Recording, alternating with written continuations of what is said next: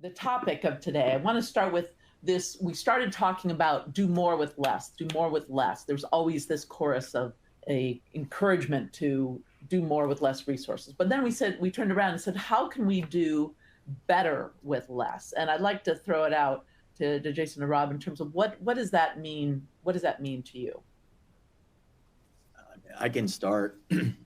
And so I can say that, as long as I've been doing this role, especially on the lead gen side, one of the things that we've talked about for years, and especially when I'm working with some of our vendor partners, like Nora and yourself, I think when I first joined this industry and started learning about it, one of the things that I realized real early on was it was a numbers game. It was quantity, quantity, quantity. I remember walking around some of the leads cons, for example, and you would see these shirts that says, I buy as many, garbage disposal leads as possible, and they would be on the shirts and the hats. And it was definitely an industry when I first got involved that was focused on more is more and more is better. As we continued, especially because the focus of our association is regulatory and compliance, listening just to the regulators and talking about what they were saying were problematic for them and their concerns, it was very clear that the game of quantity versus quality needed to change. And so I know for as long as I can remember being in this seat, we've been preaching, quality over quantity, quality over quantity. Less is more. And I believe we're starting to see a shift in the industry. Whether that's a pull or a push, I don't know, but, or a volunteer, I raise my hand to do it.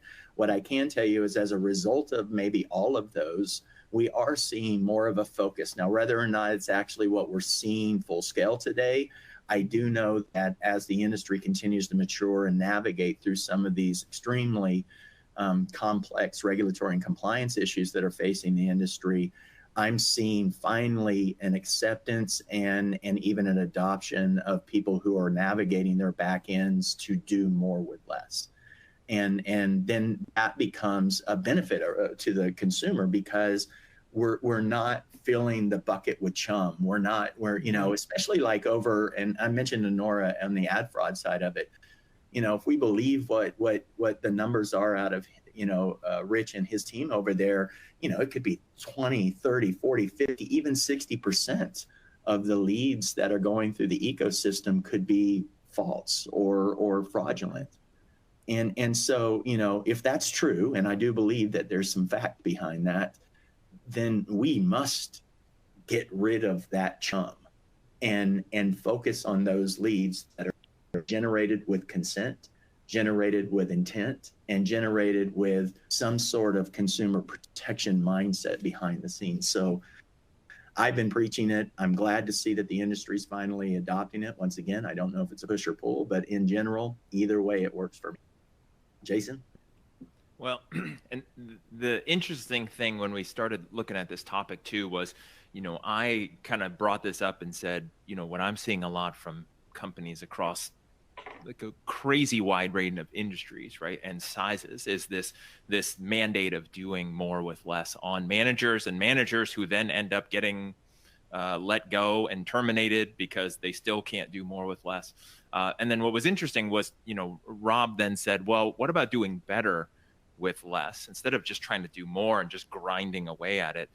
And I think that's really important, especially with what you were saying, Rob, is that to do better, right? Like not just how do we do more, which then makes people feel, I just got to do numbers game. Let me buy more leads and grind it through a system. And let me buy Convoso, which has really smart intelligence, because let me just overload it with a bunch of crappy data and just try to scorch the earth, right? Doing more with less, right? Let me buy worse leads and less opt-in and cheaper stuff, or just abuse my staff and things we'll talk about with the personnel side. But I think that the main focus needs to be better with less, because then that improves the quality, which then, like you said, Rob, it's quality over quantity.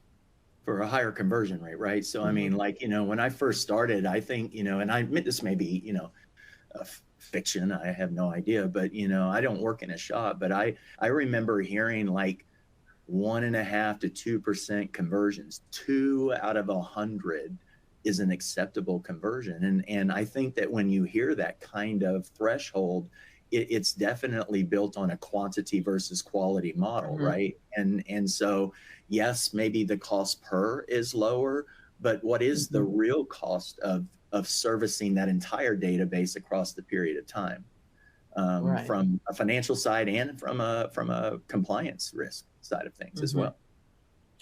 And certainly, what we're seeing from our side is that lead costs may be going up, but people are then going to be focusing. We've always been a proponent of buy less leads and more intelligently work the leads that you have paid for, and that's going to lower your overall CPA. But we're increasingly seeing that people making sure they've got the analytics to really focus on the fewer leads that they do buy, the fewer, more high quality leads that they do purchase, and then making sure that they've got the analytics in place to really track, are they getting most of it? How should they be working it? And evaluating, what's our ROI by lead source, by list vendor, and that sort of thing, to make those smart decisions and not just throw more spaghetti at the wall.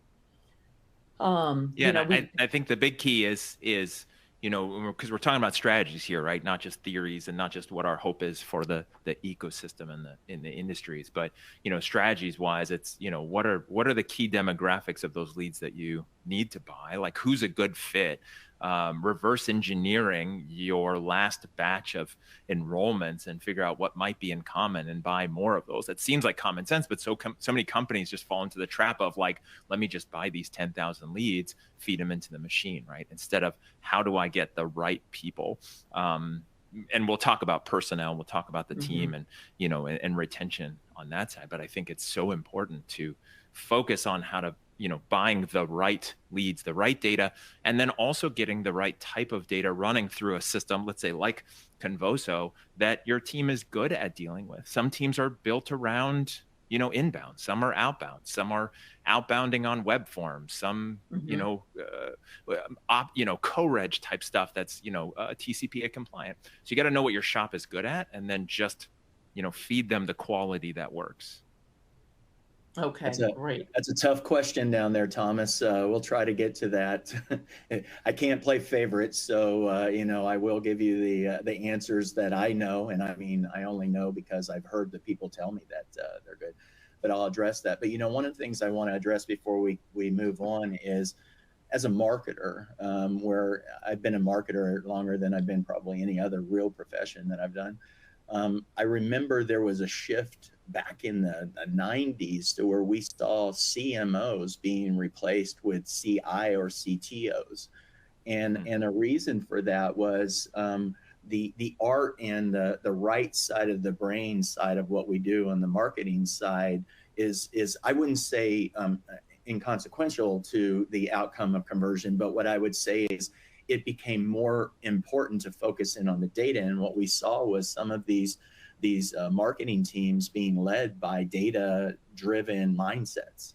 And I think that, as we continue to see the industry shift, I've even seen it even on our board. We have a couple of data scientists that are part of larger organizations, BPOs and large tech organizations that are there just scouring over the data so that, one, they can get rid of the chum and not waste money on it, but also do more with what they're buying. And so I think the focus on data-centric, activities on the back end is going to be super important, not only just to get through what may be an economic recession, but I think long-term for your business. I think this is a perfect opportunity for people to start retooling that back end, if they're not already. And the one thing I would add to that is obviously it's all about intentions, right? Because when I hear you talking about that, Rob, there's the good, I'm going to say the good intentions, the people you're working with, where that data scientist is looking at how do we get the do better with less and get out the chum. And then there's the data scientists who are like, all right, how do we optimize this and get our cost per acquisition that we want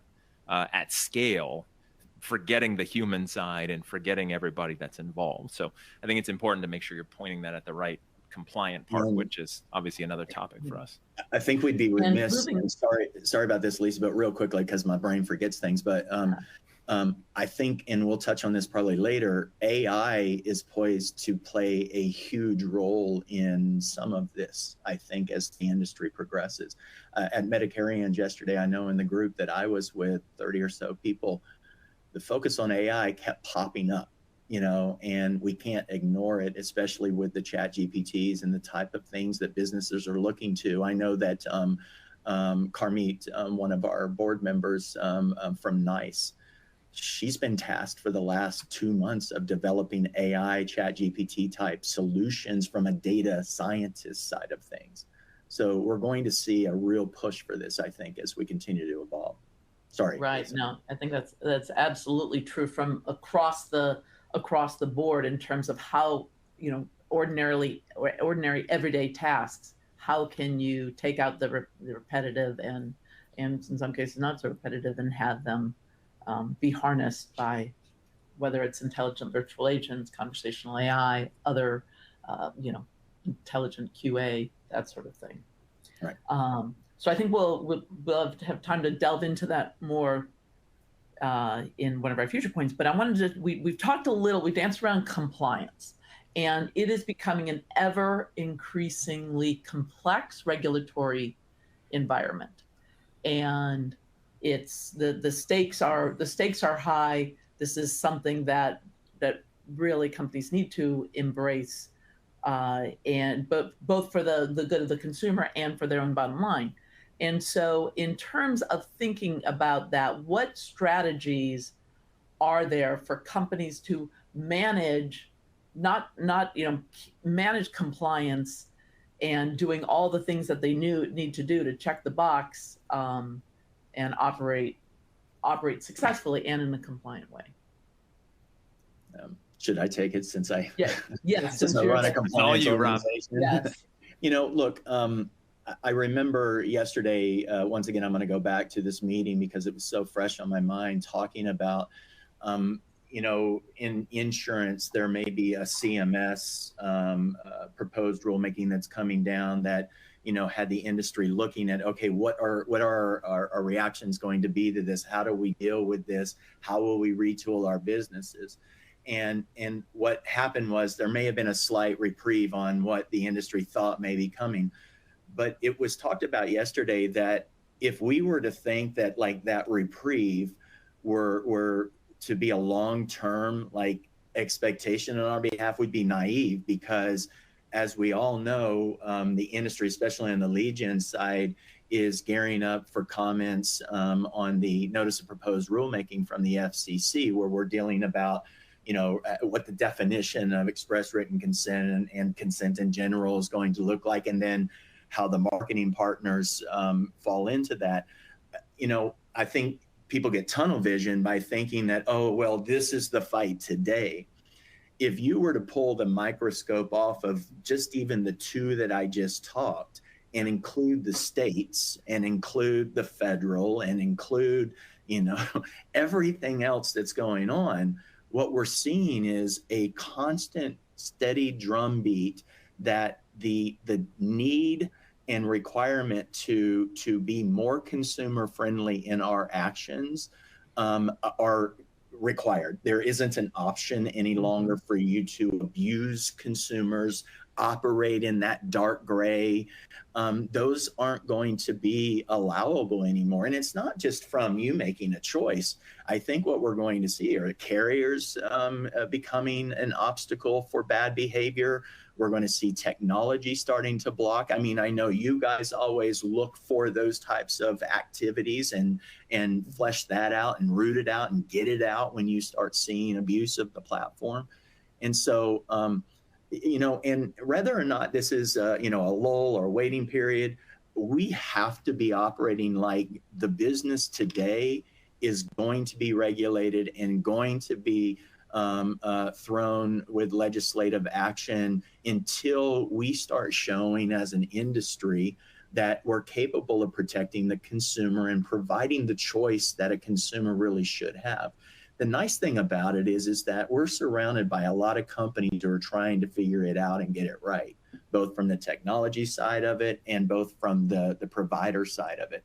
And then also we're seeing from, maybe necessity, maybe from scare, maybe just because it also is being seen on the buyer and the brand side, we're seeing a lot more acceptance to, okay, how can we prove that this was generated or completed in a compliant way? How can I prove that I've done everything possible to protect the consumer?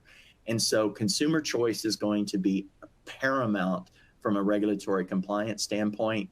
And if we believe that the FCC is the only thing going on right now, then you're living under a bubble that is protecting you from the reality. And the reality is that every regulator, state, federal, they're looking right now at what we're doing and mandating that we provide consumers with ethical, moral, and legal options when we're providing them choice. And so it's hot and heavy. As hot and heavy as I've ever seen, Lisa. Yeah, and under the the advantages of coming together with fellow like-minded folks in PACE and coming up with responses to the the FCC's recent request for comments. Can you share a little bit about that in terms of there's, again, it's under the guise of, or under doing better with less, coming together and joining forces? Look, from an organizational standpoint, our mission is to educate, advocate, and potentially lobby when required on behalf of the industry.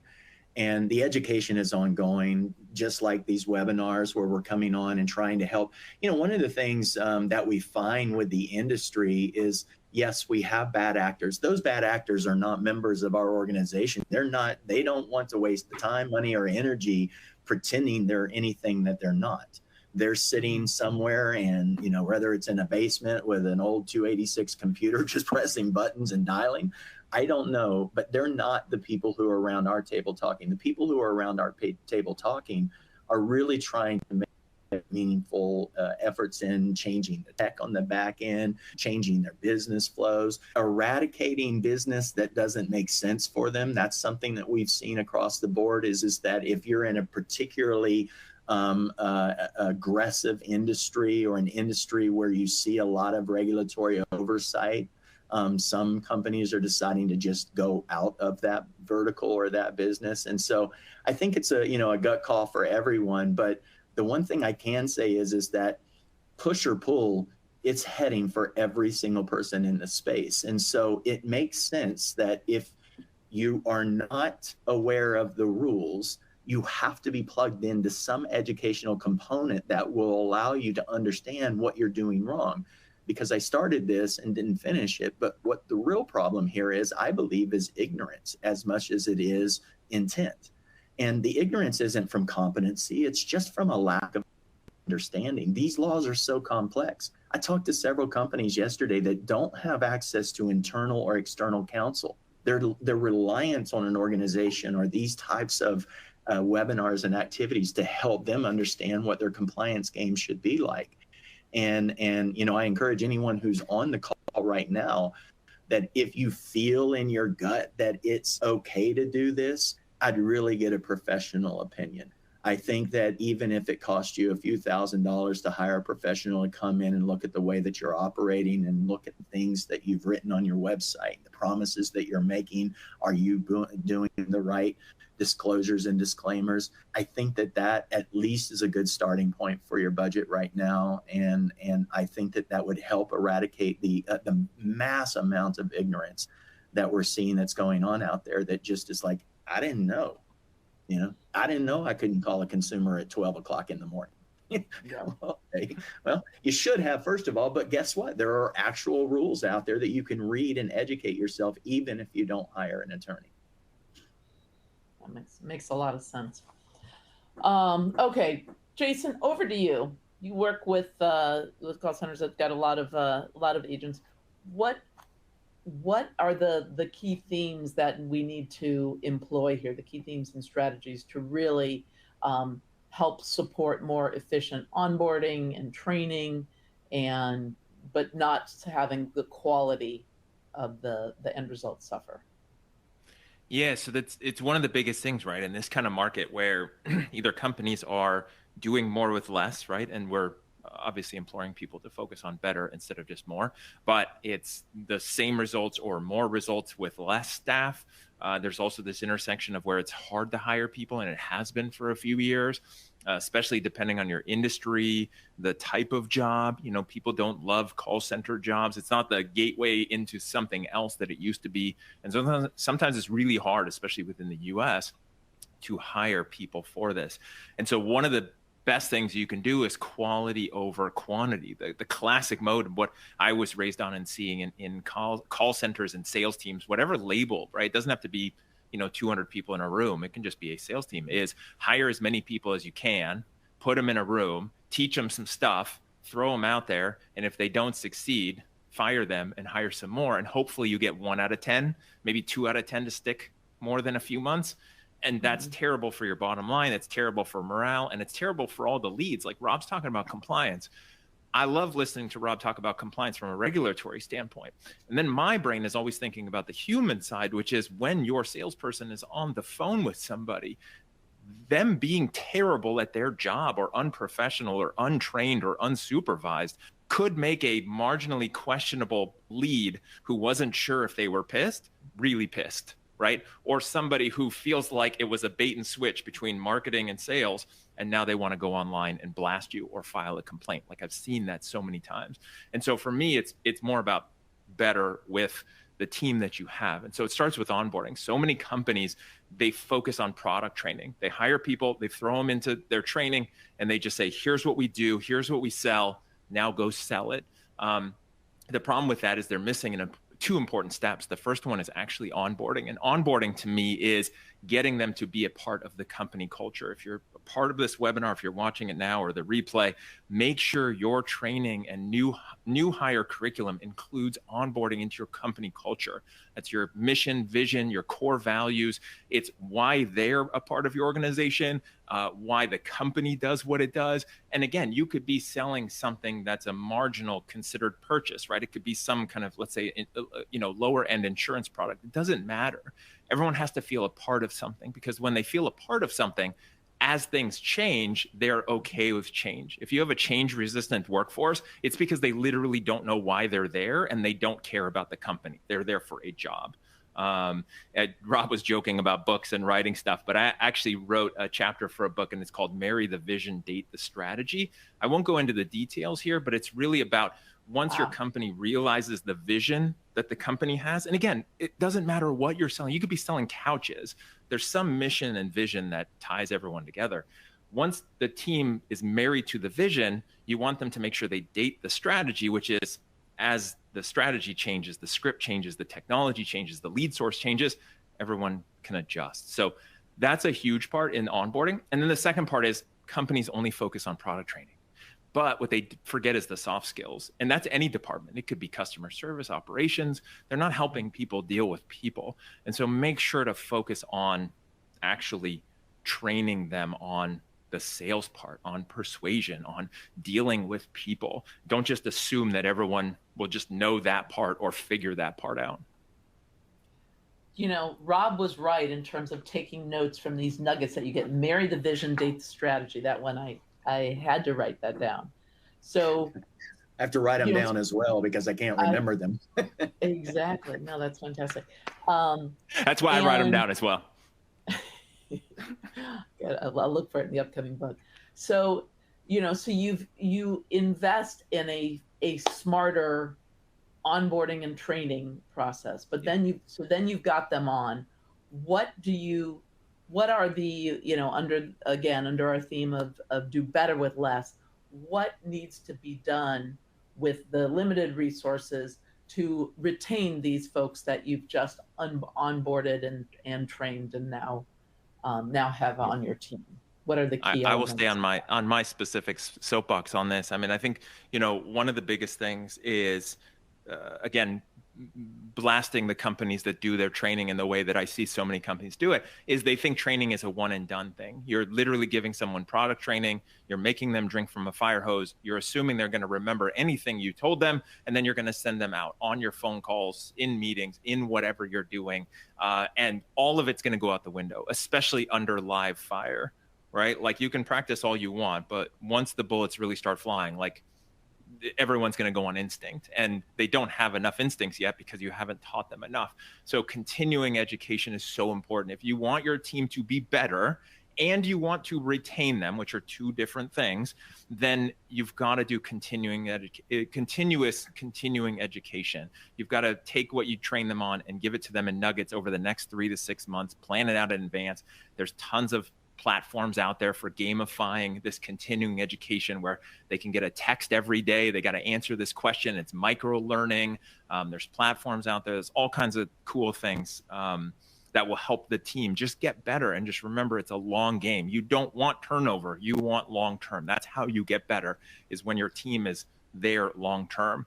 And then the second part is leadership. It really comes down to, I see so many times where somebody gets promoted because they were good at their job or good enough to not get fired, and now they're in charge of other people and they have no leadership skills. Nobody's ever taught them how to manage or lead, and they literally are just trying to make everyone like themselves because they don't realize everyone's not like them. And so the baseline of it is that those leaders, those frontline people, have to make sure they're treating everyone different and focusing on what each person wants. It's about the money, except it's never about the money. It's what the money represents. And you've got to be able to get to why somebody's there, what motivates them, and then speak their language. It's why the number one universal, even though I can't stand universal suggestions, but the one book I recommend to every manager and leader is The 5 Love Languages. And there's actually a workplace appropriate one if, HR is on here and they freak out at the words of that, but it's 5 languages of appreciation in the workplace, also written by Gary Chapman. Once you read that and you realize everyone has a different language of appreciation, you start speaking that language for each one of your team members. And then retention's no longer an issue. Get them on board with your company culture, treat everyone the way they want to be treated, have a goal and a destination, and you'll be doing better. That makes a lot of sense. And I'm going to pick that up to learn the 5 love languages I should be using for my team members. But on the topics of retention, I just wanted to pull in what we had talked about earlier on the quality versus quantity and how it relates to this point number 4 in terms of retention strategies.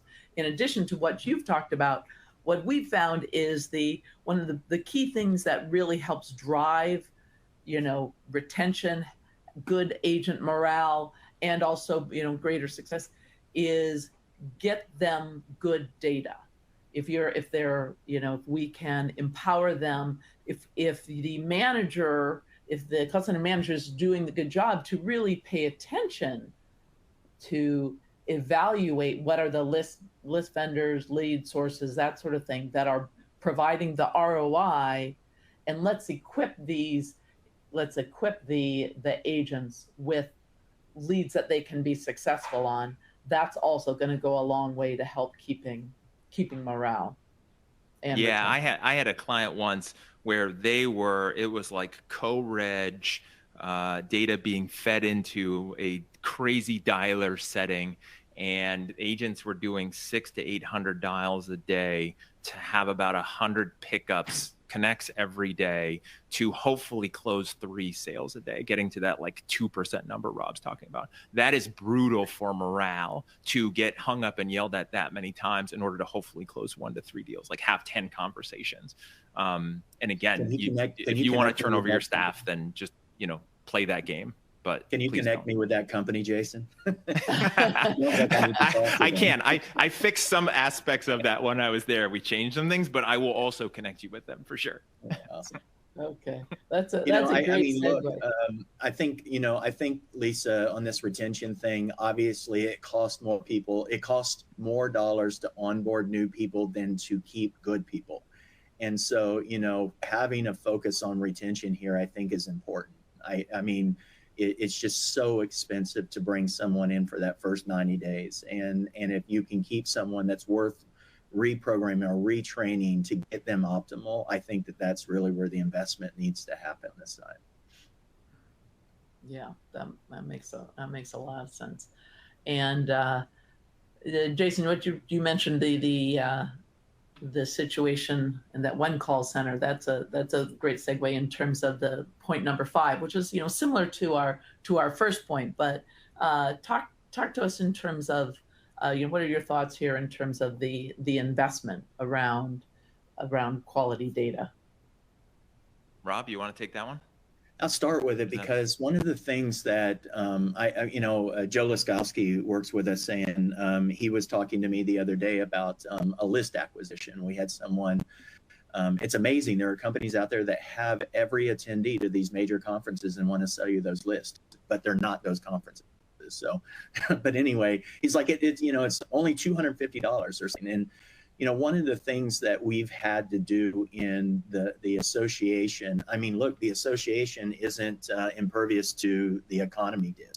And especially when we see verticals dip, we saw this, what I would call, if you want to call it a recession or not. I just saw UPS today issue a warning that they had a 5% Q1 reduction in total overall volume, which is a reflection of consumer spending, which has a direct impact on our industry. And so, one of the things that we're trying to do inside the association is go back and mine that data that we've been sitting on for a while. We've got a treasure trove of information that we've just not been good stewards of. And it's all about getting fresh. I want that new member. I want that new revenue coming in, and I drive that new revenue real hard. But today, I would believe that if I could go in and spend a great deal of time with the existing data that we have, mine it for those gold nuggets that we know exist in there, it's as every bit as lucrative and beneficial to us as new list acquisition or new member acquisition. And so you'll see, especially over the next 3 months, a concerted effort out of the association to drive more awareness and accuracy into the existing data that we have. And so, and that also, when I met with a sitting senator last year, first words out of his mouth were, "How many jobs do you have in my great state of Texas?" And we need to be better at being able to articulate that metric or many more of those types of metrics with our organization if we expect to get more out of what we're currently doing. So data hygiene, data acquisition, the right data, all of that's going to be super important as we drive the association through some of these more turbulent times. Right. And I think too, when we talk about the data, I think one key part, doing better with less, is understanding that every data source, every list has a strategy and kind of parameters of what's going to work best. Obviously speed to lead is always important, how quickly you contact people. If you're reaching out, let's say consumers, or somebody fills out your form, even if it's B2B, like that speed to lead is important. There's nothing more frustrating from my side when I fill out a form because I either need help with something or I have to go through a form in order to talk to an adult, and then it takes them days and days to call me. Like, I want it now. That's why I'm filling out this dumb form, right? Like I want help now. And so the speed to lead is important, but also understanding how many times to call today, how many times to call over the next week or two without going crazy too much or just ignoring that lead and moving on. I see so many companies go to those extremes where they're just like destroying everybody that filled out, a request for information in a compliant way. And then they're trying it once or twice and moving on. And that thing is just dying there. And it was somebody who raised their hand and wanted help.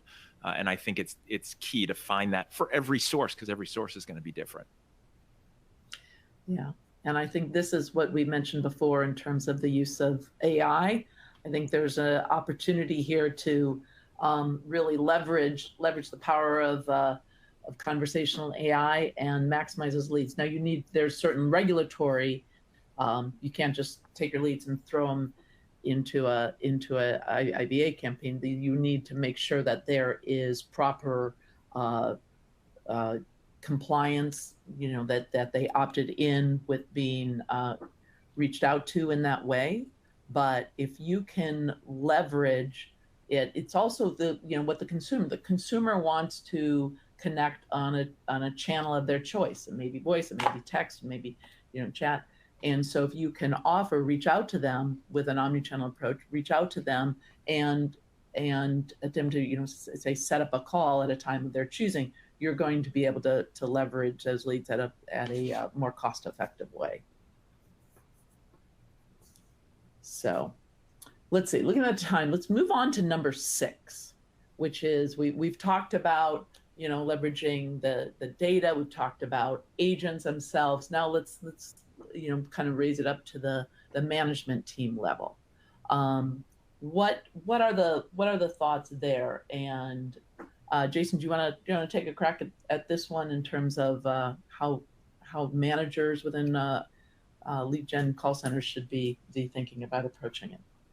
Yeah, and I think whether it's lead gen call centers or any organization, I think there's 2 big things. One is understanding your org structure of your company, meaning there is typically a team, frontline team. In this case, let's say it's lead generators. It could be the salespeople themselves. And then there's some frontline managers, whether it's a team lead, a supervisor, a sales manager, a branch manager, shift manager. I don't care what you call it. In your org chart, there's this manager there. And then there's layers above that could be more executives, or they're just higher up, whether they're a director or not. One big thing I see that companies make a lot of mistakes on is that once somebody goes into a management role and they're a frontline manager, they put them in email and meeting hell.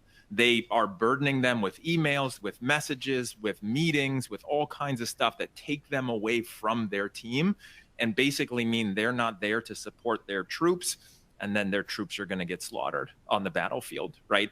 And so organizations need to get better at saying, all right, you're a frontline manager. Here's what you need to do. Not emails, not meetings, not reports, not all this other stuff. You just focus on them. And then that person's manager, leader, boss should be the one that's doing that. And it sounds simple, but so many organizations just forget that and just think everyone should be doing everything. And they're literally not on the floor. They need to be on the floor, not in the meetings. And then and I talked about leadership training earlier, but the other second big thing comes from the philosophers, the great philosophers, Tribe Called Quest: scared money don't make none. And I think it's really important that, in times like this, where there's a lot of upheaval, economy, inflation, all kinds of stuff, where is there ways in your organization, internally and externally, that you can go and do more, right? Spend more money, buy higher quality leads, get market share of marketing. When things are good, marketing comes really expensive and competitive. When things get rough, you can usually make advances where everyone else is holding their chips and hiding in their cave and hoping to weather the storm. But where can you do? I'm not saying you should be reckless and do it all over the place, but can you provide better training? Can you pay more for your reps so you have better retention and better quality, so that then when opportunities and leads, the phone calls connect through a platform like Convoso, you have the right people who can just knock it out of the park? Where can you do more and spend more in the right way to gain in these kind of times, instead of just being scared all over the place? Yeah, I echo that as well. Look, we're a very lean machine. We operate lean. We're a nonprofit, so we operate, typically in that fashion. But some of the things and strategies that we're applying in areas where we can effectively outsource and control incrementally the spend month to month, that has helped us.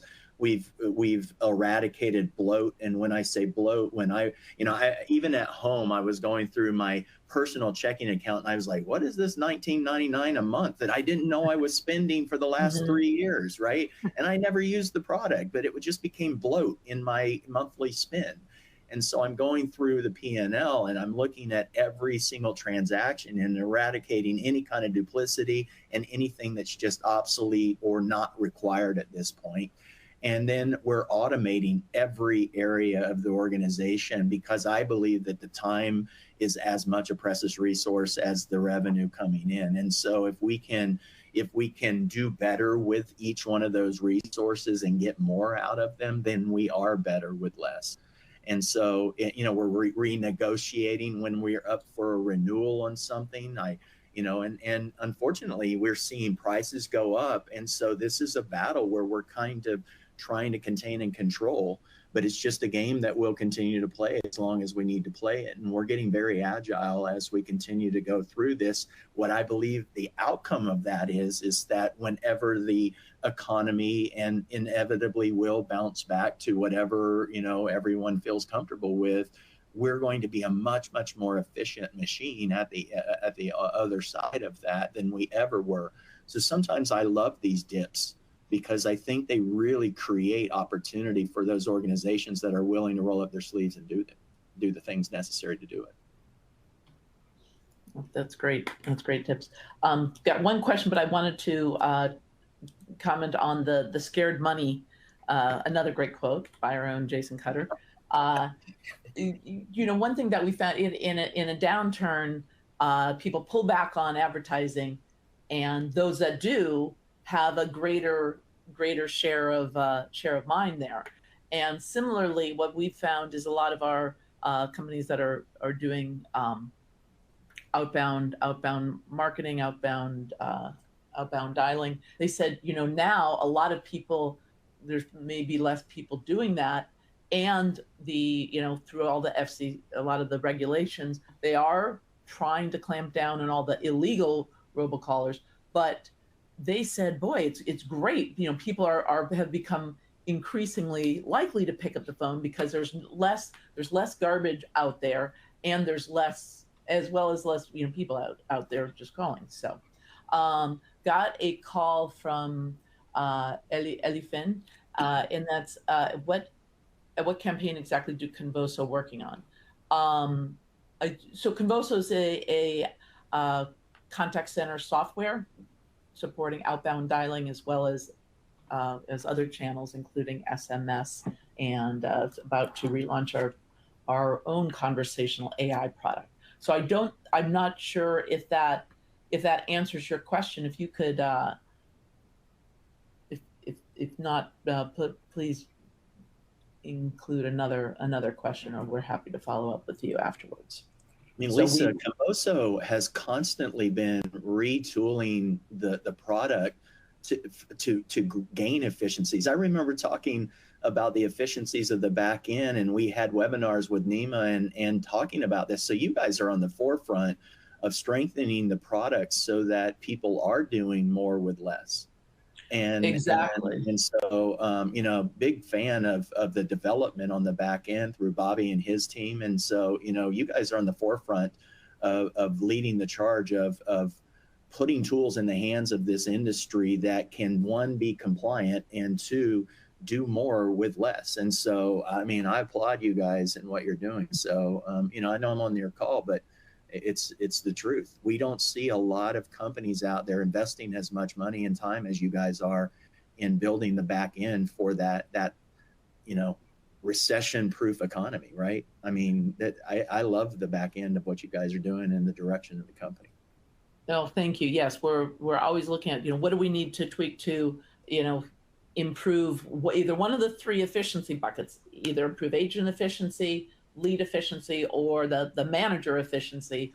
We've been talking about that for years. Yeah, right? Remember those three buckets, or the whole regulatory environment, which is, now we've got states. There's just another one, but you got the Florida roll, or you've got to count how many outbound efforts, not just calls but texts, how many outbound attempts you make to a consumer within a 24-hour period. Within Florida, the limit is 3. So we're about to launch our new state tracker to address things like that, because it is a never-ending world, and being able to manage that. So we're happy to help with that. Well, I wanted to thank both Jason and Rob for joining me here today. Rob, if people want to learn more about how they can get involved with PACE and take advantages of those resources out there. I'd be remiss if I don't mention our upcoming summit on compliance, 2-day summit in Arlington, Virginia, Washington, D.C. area. That is May 21st to 23rd. You can go to pacesummitdc.com and find out and fill out information to get a ticket to that. We have the CFPB, the FTC, the FCC, the CTIA. If they have an acronym tied to their regulatory body, we have the Ohio AG. They're going to be there over the course of 2 days. And when the face of the FCC notice of proposed rulemaking, this is as critical a meeting as we could ever have. We have our annual convention and expo in October, the 10th through the 12th. That's paceacx.com. And for more information on membership, you can navigate to paceassociation.org. Thank you very much. Okay, and Jason, before I hand it over to you, one of our audience members had another question, and that was a question around the average cost per user of Convoso. We'd love to follow up with you. It really depends on the number of outbound agents and call volume and other features that you'd be using. I will tell you, we're not the cheapest, and this goes to the heart of this talk, which is if you're, how do you do more? In this case, it's do more with better, get a better technology, better resources, better leads, and you're going to raise the bottom line. Not just, it's not about saving costs, but it's how do you get more revenue and more profits altogether. So we would love to answer your question. Jason, help close us out. What if people want to know more about how the Cutter Consulting Group can help? What should they do? Best place to start, cutterconsultinggroup.com. People can also reach out to me, Jason at cutterconsultinggroup.com. I have some ebooks that I'm happy to share. Rob knows I love writing books. In fact, while we're on this, I just got notification that one of them has been published on Amazon Kindle, but I have them from leadership to overcoming objections, and happy to share those and help anybody. I have some podcasts, a lot of stuff on LinkedIn. Would just love to connect with people. And like I say, I don't have all the cool stuff and events like Rob's talking about, but when in doubt, if you want to find more information about me, I am the #1 ranked Jason Cutter on Google. So that makes it easy. Oh, fabulous. All right. And we'll be sending out a follow-up with the recording with these resources and links to the things mentioned. All right. Well, thank you, everybody. Thank you for spending the greater part of the hour with us, and we'll look forward to seeing you again. Thank you. Thanks, Lisa.